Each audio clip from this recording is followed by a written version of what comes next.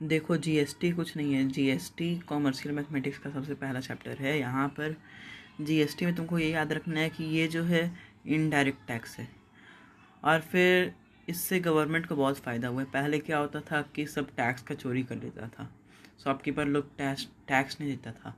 तब फिर क्या हुआ जीएसटी के आने से कि अब टैक्स चला जाता है ये गवर्नमेंट को डायरेक्टली। तो जीएसटी में मेनली तुमको ये देखना है, सबसे पहला टर्म ये है कि डीलर क्या होता है। जो डीलर वो डीलिंग कर रहा है, और जो सेल कर रहा है प्रोडक्ट को उसको डीलर कहेंगे। और जो लिस्ट प्राइस हो गया, मतलब मार्क प्राइस, जो उसमें जो प्रिंटेड प्राइस है, उस जो कॉमोडिटी है, जो चीज़ तुम खरीद रहे हो उसका जो प्रिंटेड प्राइस है उसको लिस्ट प्राइस कहेंगे। और डिस्काउंट उसके ऊपर कितना लग रहा है, तो फिर डिस्काउंट वो हो जाएगा, डिस्काउंट परसेंट दिया रहेगा तो, या तो डिस्काउंट का रुपीज़ भी दिया रहेगा। तो फिर सेलिंग प्राइस क्या हो जाए, जो उसके पास जो मेनली सेलिंग प्राइस होगा डिस्काउंट देने के बाद। तो सबसे पहले तुमको क्या करना होगा, जो प्राइस होगा कॉमोडिटी का उसको तुम निकाल लो डिस्काउंटेड प्राइस। फिर उसका जो तुम डिस्काउंटेड प्राइस आएगा तुम्हारा, उसके बाद फिर तुम क्या करो, जो प्राइस आया उसके ऊपर जीएसटी कैलकुलेट कर लो। जीएसटी कैलकुलेट करने के लिए क्या करना है, जो प्राइस है इनटू जीएसटी का परसेंटेज डिवाइडेड बाय 100, बस इतना हो गया। उसके बाद रुको, फिर जीएसटी क्या होता है, जीएसटी दो तरीके का होता है, एक ठो इंटर स्टेट, एक ठो इंट्रा स्टेट। इंटर मतलब दो स्टेट्स के बीच, और इंट्रा मतलब दो स्टेट्स के अंदर। तो अब जैसे कि दो स्टेट्स के अंदर हो गया, तब फिर उसके अंदर तो कोई तुम्हारा झगड़ा नहीं होगा किसी तो वो जो टैक्स रहेगा वो डायरेक्टली जाएगा स्टेट गवर्नमेंट और सेंट्रल गवर्नमेंट को। इसमें तुम्हारा झगड़ा नहीं रहेगा कि जो डीलर है वो किसी और जगह से खरीदा है, किसी और स्टेट से खरीदा है, तो उसको किसको जीएसटी देना चाहिए। और फिर अगर तुम्हारा वो जो चीज़ खरीदा हुआ है वो तुम किसी और स्टेट से खरीदते हो, तब फिर उसमें तुम्हारा लफड़ा हो सकता है।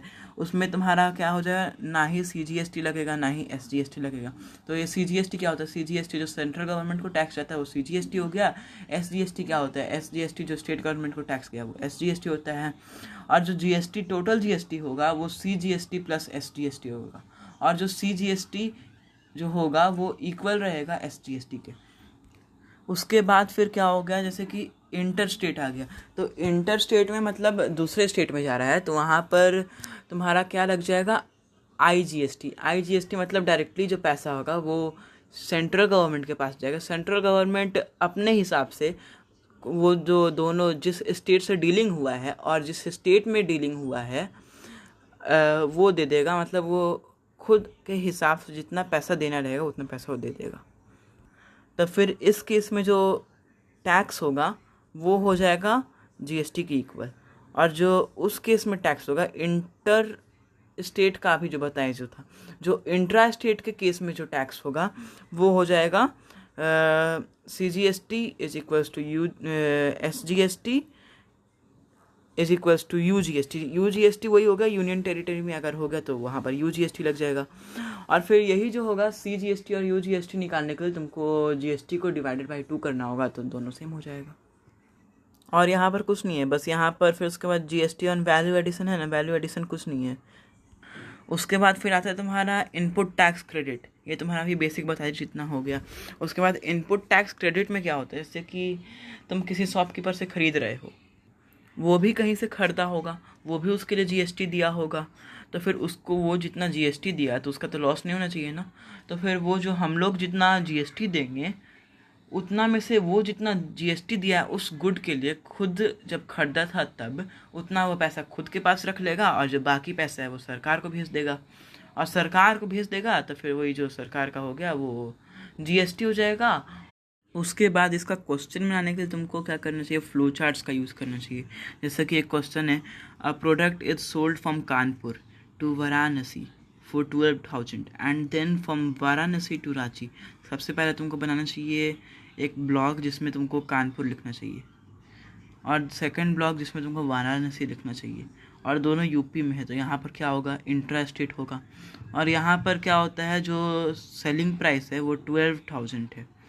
उसके बाद सेलिंग प्राइस पर जीएसटी लगेगा, सेलिंग प्राइस में जीएसटी इंक्लूडेड नहीं रहता है। उसके बाद क्या होता है, वाराणसी से रांची जाता है। रांची क्या हो गया, रांची, तो फिर तुमको एक और ब्लॉक बनाना होगा रांची का। और यहाँ पर से जा रहा है, रांची तो झारखंड में है, तो यहाँ पर तो इंटर स्टेट का मामला आ गया। तो इंटर स्टेट में IGST लगेगा, और फिर जो कानपुर से वाराणसी जाएगा वहाँ पर तुम्हारा CGST और SGST लगेगा। और उसके बाद लिखा हुआ है कि प्रॉफिट रहेगा तुम्हारा 4,000 रुपये का। तो वही तुमको प्रॉफिट ऐड करने के बाद उसके वो जो GST का परसेंटेज है उससे मल्टीप्लाई करने के बाद वो जो प्राइस आएगा डिवाइडेड बाय 100 कर दोगे बस, और उसको प्लस कर दोगे बस, तुम्हारा वो आ जाएगा, क्या बोलते हैं, जो सेलिंग प्राइस, तो टोटल सेलिंग प्राइस होगा वो हो जाएगा।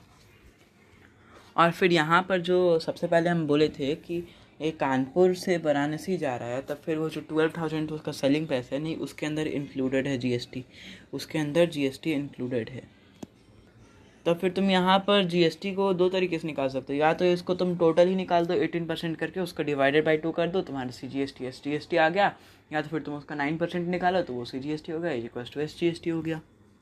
और फिर जब वो प्रोडक्ट रांची से बेचेगा तो रांची से जो उसको GST मिलेगा, तो फिर वही जो वो GST पे किया है कानपुर वाले को, तो फिर वही जो कानपुर वाला GST पे किया है और जो उसको मिला उससे वो माइनस करेगा, जो उसको मिला माइनस जो कानपुर वाला GST वो पे किया, तो जितना वो पे किया उतना वो रख लेगा GST, और उसका जो जितना GST बचेगा उतना वो दे देगा गवर्नमेंट को। और जब उसके पास GST रह गया उसको बोलेंगे इनपुट टैक्स क्रेडिट। यानी कि इनपुट टैक्स क्रेडिट यही हो जाएगा जो उस शॉपकीपर के लिए आउटपुट टैक्स था। यानी कि जो यहाँ पर वाराणसी वाला जो शॉपकीपर था उसके लिए जो आउटपुट टैक्स था, आउटपुट टैक्स यानी कि जो टैक्स दिया जा रहा है उसको आउटपुट टैक्स कहा जा रहा है। तो जो आउटपुट टैक्स वो कानपुर वाले को दिया था तो वो उसको इनपुट टैक्स क्रेडिट के तौर पर मिल गया। बस और कुछ नहीं है GST में। और कोई डाउट होगा पूछो। बस GST फिनिश्ड।